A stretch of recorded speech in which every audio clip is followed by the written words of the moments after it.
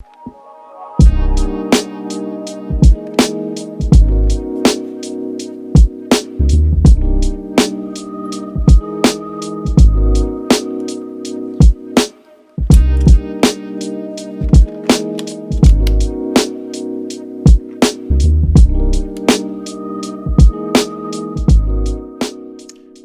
I'm back for part 4. I wasn't gonna make part 4, but I've decided to actually make part 4 for a few reasons. One is that you know, there's so much more to computer forensics than just those 3 parts you watched. I hope you watched them, by the way. But there's just so much I can add to it that I figured why not show off some free tools you can get to perform computer forensics. So before I start, if you could please hit the like button and then share my video. It really helps the algorithm and helps my channel a lot. I mean, it's free. All you gotta do is click on it, and then you know, I get the algorithm and you get satisfaction of helping me out. So let's get into it, of the topic of today. So what I'm going to talk about today is some free tools that are available in forensics. Now I use them myself. I use one of them quite often. I'm going to mention 2. The other one I don't use very often, but I have used it previously. It's pretty good, but I prefer the first one. So I'm also going to show a demonstration of the first one. So let's get into it. Now we're here on my computer here, so you can see Linux is used quite often in forensic. One of the few distributions that I like a lot for Linux would be Caine and Paladin Edge. Now Caine is free, and Paladin is also free if you... I'll show you everything. So let's say you have Paladin Edge. So let's say you want to look at Caine. Now Caine, I don't have a bootable USB, so let's just have a look at Caine first. So here I have my VMware, and I'm going to power on the VMware. Let's have a look at Caine, all the tools it's got. So let's just start Caine here. So it's just booting up now, and then we can look at what Caine can do. Caine is pretty good. I mean, a lot of people do use Caine. All the features. Now I can't go full screen here because it's I'm not gonna install the add-ins for VMware to go full screen, but at least we can see what it can do. Okay, so here we are in Caine desktop. Obviously, most of the time you're gonna use Caine on a bootable USB, and I'm gonna show you how I'm gonna make bootable USB of the other tool of Paladin Edge. So let's see what they have here for forensic tools. We have analysis tools, autopsy, PhotoRec. These are free. You can see there's quite a bit of tools here. They also come with documentation you can check on their website. You have the SQL parser for disk. You have DDoSQView, DVD master, test disk. There are just so many here. VHD mount, Recuperabit. Actually, I've never used this one before. So for hashing, you have for malware scans. You can do memory forensics. There's quite a bit of tools, and these are all free, by the way. So that's Caine forensics. As you can see, there's a lot to choose from. You know, autopsy probably being one of the better tools on here, because with autopsy you can do your full-blown investigation. A lot of people actually use autopsy for the investigation. So you have Guy Major here. So with Guy Major you can make images and clone drives. So there's a lot of tools. But anyways, that's Caine. I'm not gonna go into depth into it because I don't use it very often. I'm more of a Paladin kind of guy, so let's just suspend this machine here. So let's go over to Paladin. So with Paladin, you have 2 options. You have either you're gonna buy it, which is, you know, it's only $25. Let's look here. It's only $25, but you know, if you really wanted to test it out and you don't want to pay for it, just put 0 here, add to cart, go purchase, fill out the information, and then you're gonna get a download link for the ISO. So let's just say, let me get a USB drive. 1 second. Okay, so I plugged in a USB drive. I found this I don't know, 4 gig drive here laying around. I just do a quick format. Oh, that's 532. Call it Paladin. So once it's formatted, and then you have your ISO, we're gonna use UNet button to so Sumuri, they recommend you use UNet button to create the flash drive for Paladin. So it's quite simple. I mean, you can probably use Etcher if you want, or even DD if you like. I mean, it's an ISO, right? So disk image, we gotta make sure that we're using the right drive. We make sure I don't put it on a different drive by accident. And this is drive I. So drive I, we choose our disk image. So here we go, we have our disk image. You don't have to change these space here. This is only if you're using something else like non-forensic tools, but so just hit OK, and this will take a few minutes depending on the speed of your flash drive. The one I'm using is the USB 2. That's the smallest one I had laying around, so we can try creating a bootable drive. Once that is done, we're gonna go over to a computer. I'm gonna take my Lenovo, which is got M2 NVMe drive. So let's pretend we don't have an NVMe reader. We want to take an image of that computer for forensic purposes. So we're gonna boot that flash drive on my Lenovo, and we're gonna take an image. We're gonna hash it, and we're gonna write it to a portable drive, and we're gonna have a forensic image. So process is quite simple, but I want to take you through it, and I'm going to show you how it's done. And then we're also going to have a look at Paladin, all the tools they have in there and everything else. So once that's done, I'm going to go and prepare the laptop now, and we can take an image.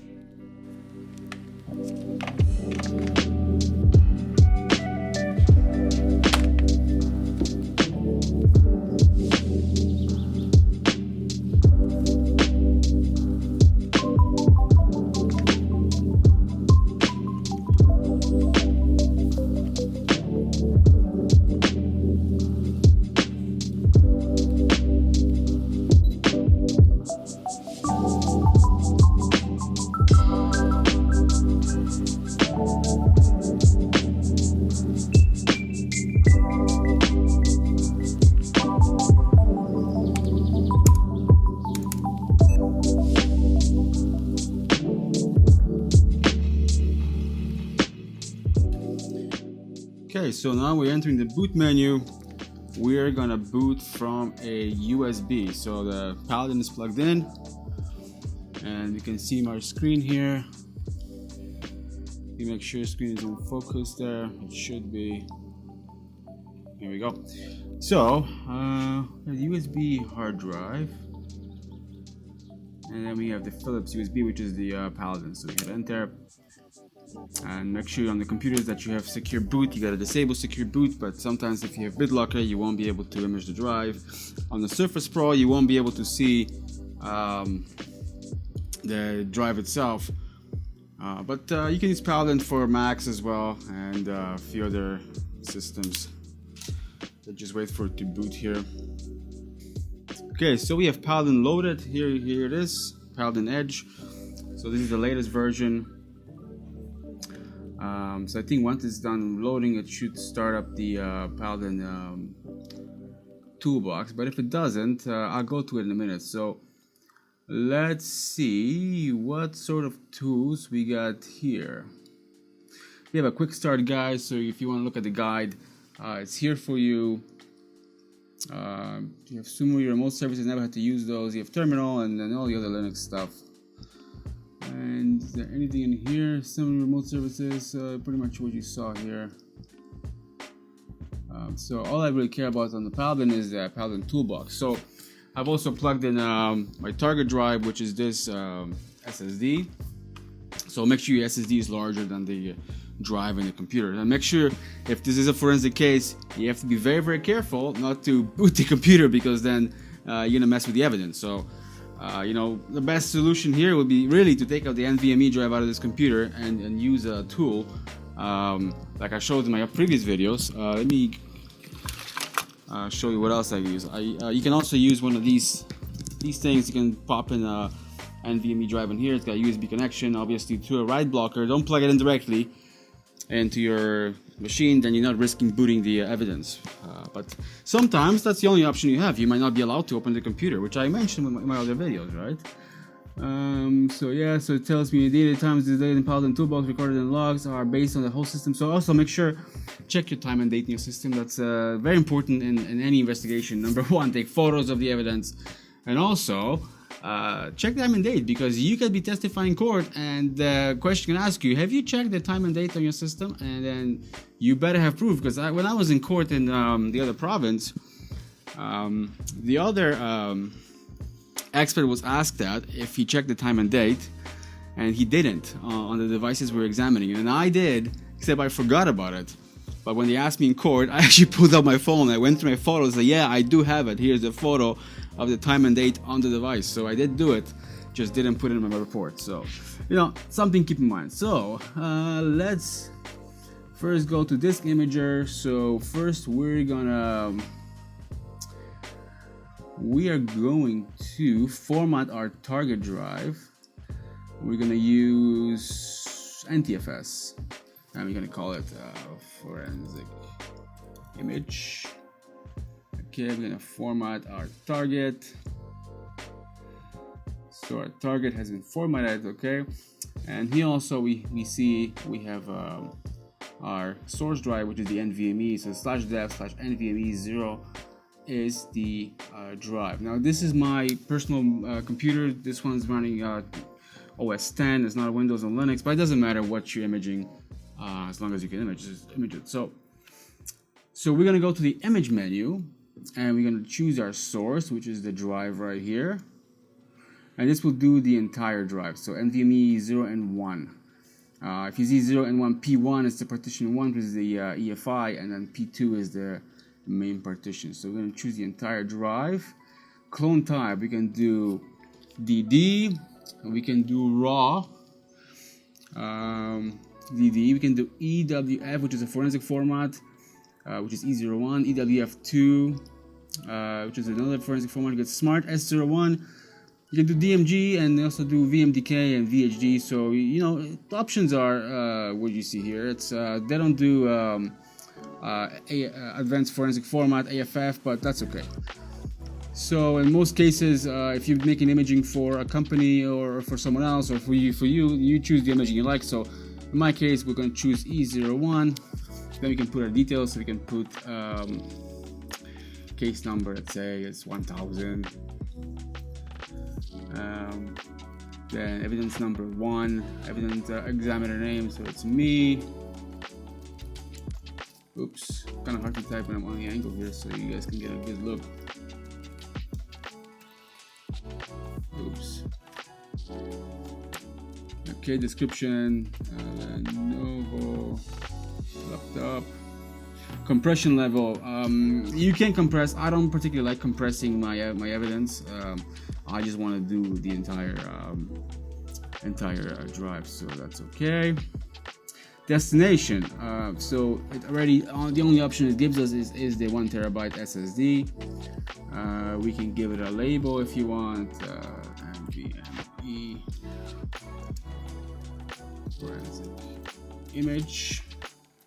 You can verify after creation. You can also break it down into segments. I don't like segments. I usually do the entire, and I do verify when I create the image, but I'm gonna uncheck it because I don't care for it right now. It's just a demonstration for YouTube. Additional images, so you can do another clone if you like. So it's these are the options you have. So you can have 2 tabs here for both images. So we got, let's recap here. So we have source, which is the NVMe in this computer. We have the type of image we're gonna make. So E01, destination, which is got portable disk drive right here, and the label, and that's gonna be it. And now it's as simple as hitting start. Now before I hit start, you can also have image converter. So if you have an image, you can load your image, you can convert it to a different type.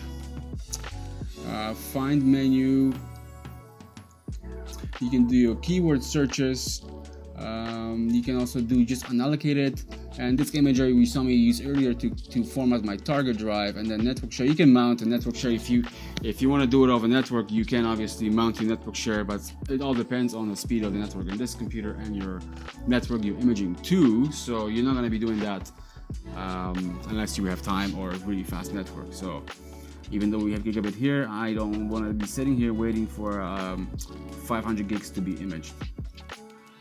You also have help here, so you need to read something, and everything is here for you. So we're pretty much done. So let me just double check source.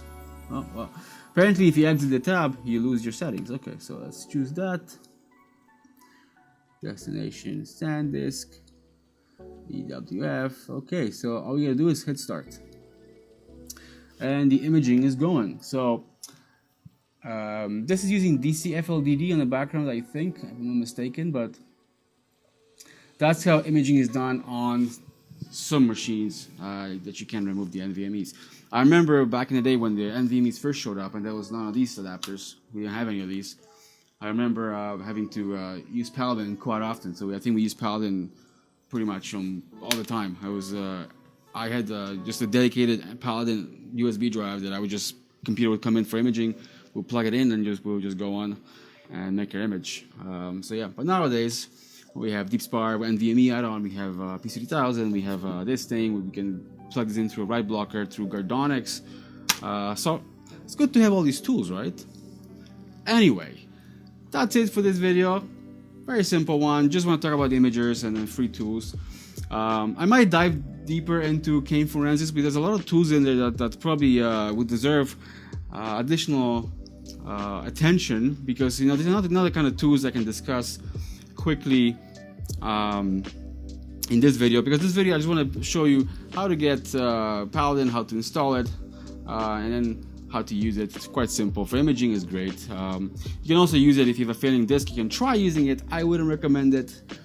If you really don't have any tools, then probably DD Rescue on Linux would be your best bet. I have my own forensic station that I built myself, which is on Linux. It has all the forensic tools installed. Let me see if I can move the camera over there. So here we go. So I'm just wiping a bunch of drives. There's drives here and drives there. I can plug in 8 more drives to the station if I really need to wipe drives. So usually after we're done each week with hard drives, we just plug them in here and we wipe them. I usually use /dev0 into the device, and I erases the drive. So yeah, thanks for making my channel. If you don't follow me on TikTok, links is below. I do post there pretty much a few times a day. If you want to see what I'm up to, TikTok is the place to be. YouTube is going to be once a week, unless I'm really busy, there won't be any video, but so far I've been sticking to the schedule and it's been working out. Whereas Instagram, I'm not really on there anymore. I used to be on there quite often, but I think I talked about my other video. Instagram is a big waste of time. There's absolutely no point in being on Instagram other than just showing what you're doing, but no one gives a crap anyway. So why am I there? Why am I wasting my time being on Instagram, right? But I think YouTube and TikTok's been working out pretty good for us. So that's it. Like it, share it, subscribe. Like I said earlier, follow me on other platforms, and I'll see you in the next video.